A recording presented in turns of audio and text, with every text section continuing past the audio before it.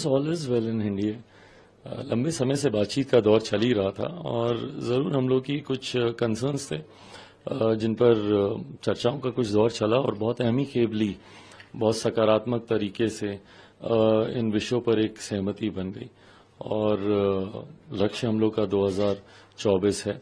2024 के लोकसभा और आने वाले समय में 2025 के विधानसभा, उस लक्ष्य की ओर एनडीए मजबूती से अब आगे बढ़ रही है। पिछले कुछ दिन पहले आपने हाजीपुर से भी ऐलान किया कि हम यहाँ से चुनाव लड़ेंगे। आपने देखा भी कि किस तरह से पशुपति पारस ने ऐलान किया कि नहीं हमारा सीट है, हम यहाँ से लड़ेंगे। क्या हाजीपुर को लेकर आपकी बात बन गई है और आप हाजीपुर से ही चुनाव लड़ेंगे, ऐसा माना जाए? देखिए, मैं इतना जरूर कहूंगा कि मैं हाजीपुर से ही चुनाव लड़ूंगा। अब गठबंधन के भीतर क्या बातचीत हुई नहीं हुई उसको साझा करना सार्वजनिक मंच पर उचित नहीं रहेगा, बट इतना जरूर स्पष्ट है कि हाजीपुर से लोक जनशक्ति पार्टी रामविलास ही चुनाव लड़ेगी। और एनडीए में चूंकि आप शामिल हो गए हैं और बिहार में एक बड़े नेता के तौर पे आप जाने जाते हैं, तो बिहार में जिस तरह से महागठबंधन वर्सेज एनडीए का जो गणित है, इसको कैसे कहा जा रहा था कि बड़ा चुनौतीपूर्ण है वहां पे महागठबंधन को हराना 2024 में?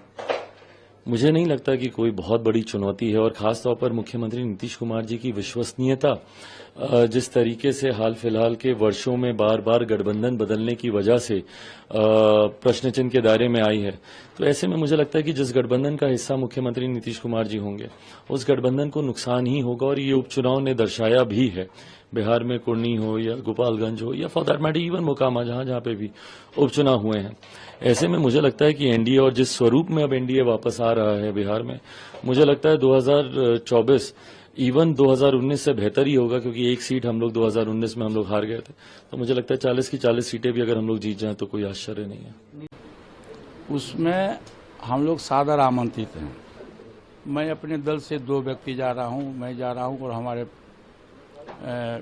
सांसद श्री चंदन सिंह जी हैं जो नवादा के सांसद हैं। ये 2 आदमी हम लोग से बैठक में जा रहे हैं। बहुत सौहार्दपूर्ण वातावरण में बैठक होगी और देश इंतजार कर रहा है प्रधानमंत्री नरेंद्र मोदी जी का को तीसरी बार देश के प्रधानमंत्री बनने के लिए।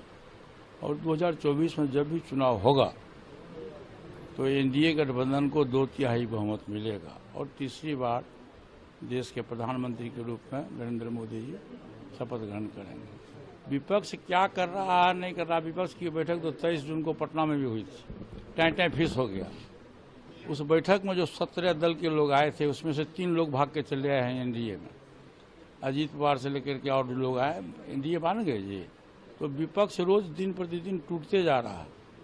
उत्तर प्रदेश में देखिएगा तो तारा सिंह से लेकर के और जितने भी लोग हैं वो लोग धीरे धीरे जो समाजवादी पार्टी के गठबंधन में थे आज टूट करके एनडीए में आ रहे हैं। तो विपक्ष कभी एक मत नहीं होगा, चूंकि रीजनल पार्टी है, उसमें अधिकांश लोग रीजनल पार्टी के नेता हैं, स्टेट लेवल है। और देखिए रीजनल पार्टी में दिक्कत क्या है कि भाषा, धर्म और जात 3 समस्या है सभी देशों में। साउथ का अलग समस्या है, नॉर्थ का अलग है, मिडिल का अलग है।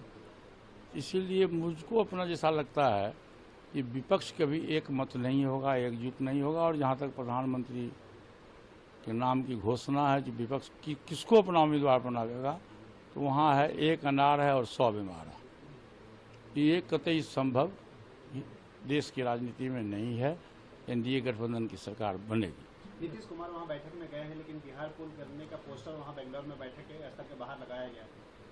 अरे बताइए, नीतीश जी के बारे में तो पटना में भी लगता है, रोज पोस्टर लगता है, बम्बई में भी लग रहा है। जो जैसा कर्म करेगा वैसा फल देगा भगवान, ये है गीता का ज्ञान। अच्छा कर्म करिएगा तो अच्छा फल मिलेगा, बुरा कर्म करिएगा तो बुरा फल मिलेगा। अच्छा, खेत में आप मकई का बीज बोइएगा तो गेहूं होगा नहीं होगा। उसी तरह से आप जैसा कर्म करोगे वैसा फल देगा भगवान, ये गीता का ज्ञान है। अब इससे बेसी हम नहीं बोलेंगे, आप समझ जाइए। चिराग पासवान अब एनडीए में आ गए हैं, हाजीपुर से दावा भी कर रहे हो कि हम गठबंधन में। खैर, हाजीपुर के दावा तो उनका निराधार है और हाजीपुर से दावा होने का कोई सवाल ही नहीं है। चिराग पासवान को सलाह दीजिए, जहाँ से सांसद हैं वहाँ की जनता के साथ विश्वासघात मत करे, जाए वहाँ चुनाव लड़े।